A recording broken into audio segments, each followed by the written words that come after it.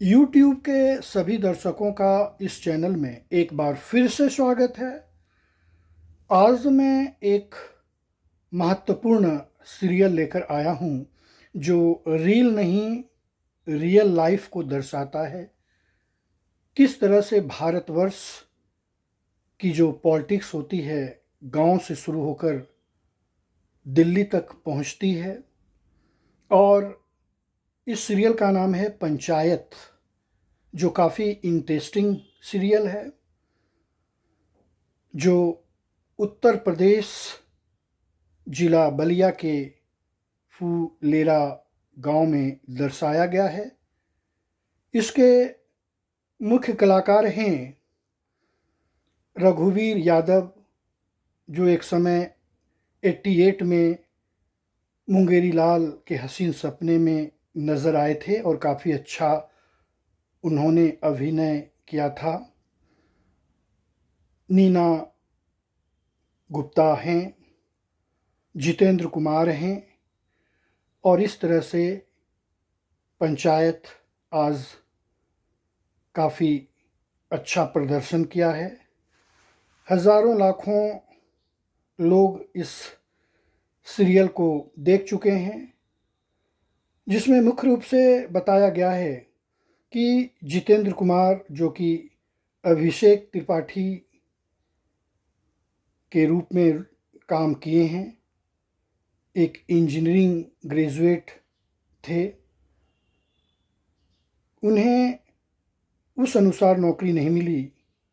उन्हें फुलेरा गांव में एक सचिव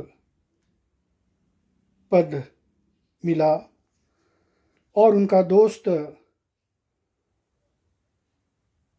शहर में एक बड़ा पैकेज पे ज्वाइन किया, जिसका पैकेज 12 लाख प्रति वर्ष था। और अभिषेक त्रिपाठी, जो कि सचिव पद पर ज्वाइन किए, उनकी सैलरी सिर्फ 20,000 प्रति माह थी। उनका मन ज्वाइन करना नहीं था, लेकिन फिर भी उनका दोस्त उन्हें समझाया कि नहीं, अभी फ़िलहाल ज्वाइन कर लेना है, बाद में कैट की तैयारी करना है। और इस तरह से अभिषेक त्रिपाठी शहर से फुलेरा गांव की ओर बस में सामान लेकर रवाना होते हैं। फुलेरा गांव पहुंचते हैं और फिर बाइक में अपना सामान लेकर ग्राम पंचायत पहुंचते हैं। उस समय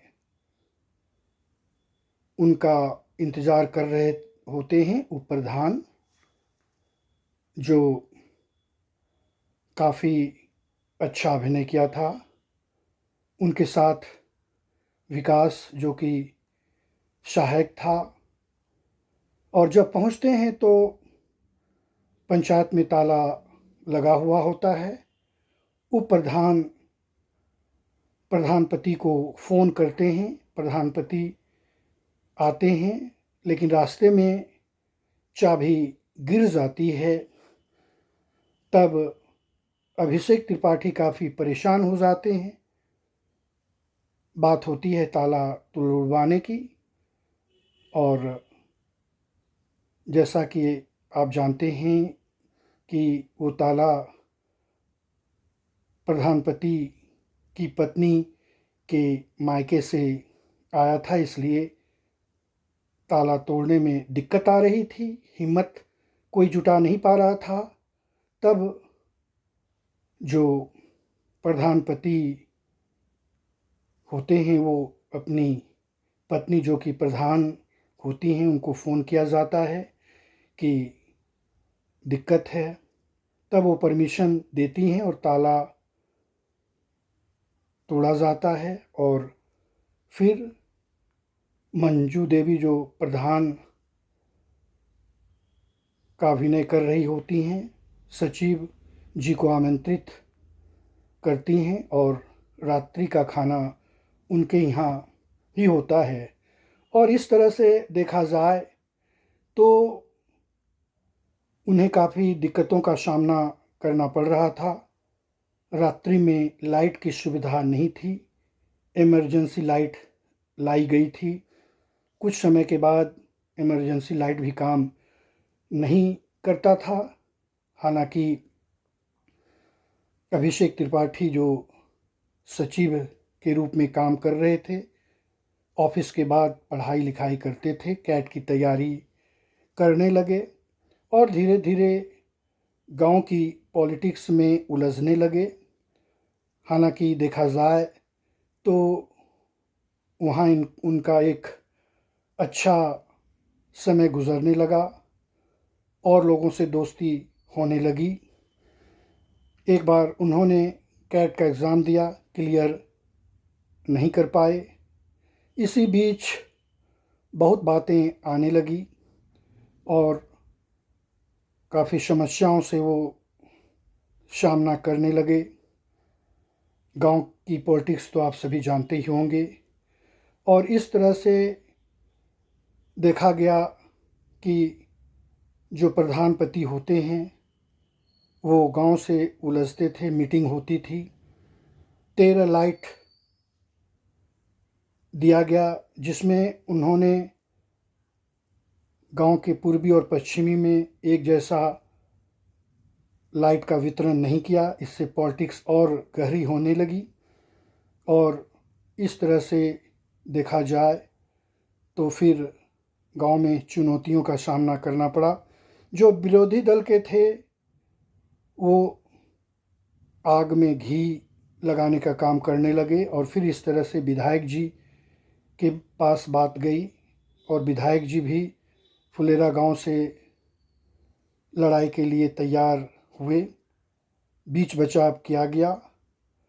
इस तरह से देखा जाए तो ये सिर्फ कहानी ही नहीं है, बल्कि यह दर्शाया गया कि किस तरह से गांव में राजनीति होती है और हमें किस तरह से उसका सामना करना चाहिए। ये पंचायत सीरियल से हमें सीख मिलती है और इसमें 3 सीज़न बनाया गया जिसमें काफ़ी इंटरेस्टिंग सीरियल रहा और अब चौथी सीज़न बनने वाली है। लोगों को काफ़ी इंतज़ार है। और एक बात और है कि गांव में एक भुतहा पेड़ हुआ करता था और हालांकि वहाँ कोई भूत नहीं था, लेकिन एक दिन की बात है, एक मास्टर जी जब वहाँ पे ज्वाइन किए थे तो पहली बार उन्होंने चीलम लिया था और जब वो गुजर रहे थे तो उन्हें ऐसा लग रहा था कि वास्तव में वहाँ पर भूत है और उन्होंने यह प्रचार कर दिया था कि ये भुतहा पेड़ है। गांव के लोग काफ़ी डरने लगे। वहाँ से जो भी गुजरते थे काफ़ी तेज़ी से आने लगे और जब गांव में मीटिंग हुई थी कि एक यहाँ भी लाइट लगाया जाएगा, तब सचिव जी ने कहा कि मैं देखता हूँ कि क्या स्थिति है वहाँ पर। और रात्रि में वो अपने सहायक विकास को लेकर गए और ऑब्जर्वेशन करने लगा और धीरे धीरे वो आगे बढ़ने लगे। कुछ ऐसा नहीं लगा। फिर उन्होंने सोचा कि आखिर ये बात ऐसे कैसे फैला है। वो उन लोगों से मिलने लगे, गांव के लोगों से, और लास्ट में वो वहाँ पहुँचे मास्टर जी के पास। मास्टर जी ने कहा कि देखिए, रियल बात यह है कि मैंने उस दिन चीलम ले लिया था, कोई भूत नहीं था, लेकिन मैंने चर्चा की और मैं आपसे रिक्वेस्ट करता हूँ कि आप इस बात को गांव में नहीं फैलाएंगे। और लेकिन फिर भी प्रधान जी को बताना था। प्रधान जी अपनी पत्नी के साथ, विकास के साथ और जो प्रधान हैं उनके साथ वहाँ पहुँचे। हालांकि जो मंजू देवी वास्तव में प्रधान रहीं, उन्होंने काफ़ी इसका विरोध किया, हाथापाई की वही बात आई, लेकिन फिर प्रधानपति उन्हें समझा बुझाकर इस बात को दबा दिया। और इस तरह से देखा जाए कि जैसे जैसे इस सीरियल को आप देखेंगे, इंटरेस्टिंग बढ़ता जाएगा और मुझे बहुत बार पंचायत देखने को कहा गया, लेकिन मैं नहीं देख रहा था। लेकिन दीपावली से पहले मैं जब देखने लगा तो मुझे काफ़ी इंटरेस्टिंग लगा, और आज मैंने तीनों सीज़न को देखकर बहुत कुछ सीखा है और अपने जीवन पर उतारने की कोशिश करूँगा। और मैं बेसब्री से इंतज़ार कर रहा हूँ कि कब चौथा सीज़न आएगा। और अब कल से छठ पूजा की शुरुआत होगी। छठ पूजा के शुभ अवसर पर सभी देशवासियों को मैं शुभकामनाएं देना चाहूँगा कि छठ पर्व एक ऐसा महापर्व है जो पहले बिहार, उत्तर प्रदेश, झारखंड में मनाया जाता था। आज संपूर्ण भारतवर्ष में काफ़ी हर्षोल्लास से मनाया जाता है। और देखा जाए तो आज विश्व के हर कोने में जो भारतीय रहते हैं काफ़ी श्रद्धा पूर्वक से मनाते हैं। और यह एक ऐसा पर्व है जिसमें काफ़ी श्रद्धा पूर्वक से मनाया जाता है। साफ सफाई की जाती है, घाट को सजाया जाता है। हालांकि दिनों दिन संख्या काफ़ी बढ़ रही है छठ पूजा करने वालों की, इसलिए बहुत ऐसे श्रद्धालु होते हैं जो अपने घर पे ही अर्घ देते हैं, उगते हुए सूरज को, डूबते हुए सूरज को। और वास्तव में देखा जाए तो सूर्य भगवान की पूजा होती है। और सर्वप्रथम भारतवर्ष में भागलपुर में इस पर्व को कर्ण ने मनाया था, जो कि अंग देश कहा जाता था। माता सीता भी इस पर्व को मनाई थी। और ऐसा भी कहा जाता है कि रांची से करीब 20-22 किलोमीटर की दूरी पर एक बुंडू में सूर्य मंदिर है, जहाँ पर जब भगवान श्री राम माँ सीता के साथ, लक्ष्मण जी के साथ वन से वहाँ अयोध्या लौट रहे थे, तो वहाँ भगवान सूर्य की पूजा की, आराधना की।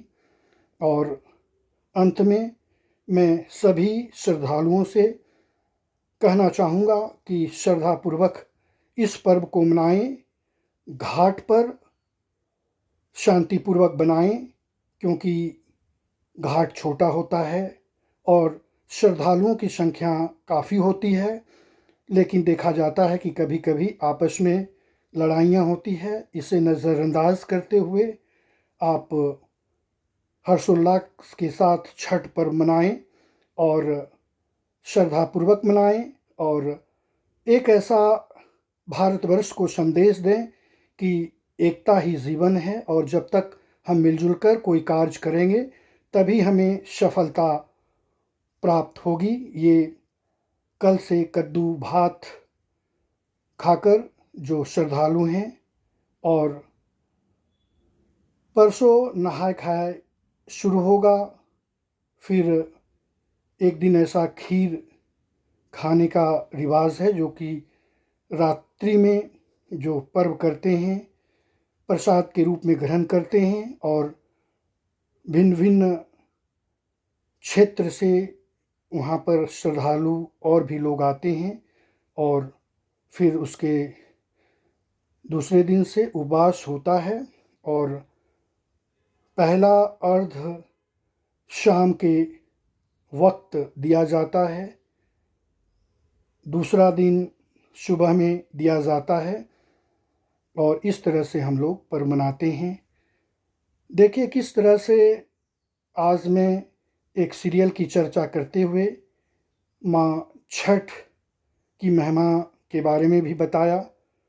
और ऐसा माना जाता है कि पर्व अगर करते हैं तो हमें शांति महसूस होती है और हम बहुत कुछ पाते हैं। और जो भी दुख दर्द होता है उसे भूलकर हम छठ पर्व मनाते हैं। और देखा जाए तो इतिहास का ये सबसे बड़ा पर्व माना जाता है। आइए हम सभी मिलकर इस पर्व को मनाएं और शुभकामना दें। और हम सभी को इंतज़ार है कि जो पंचायत सीरियल है उसका चौथा सीज़न आए।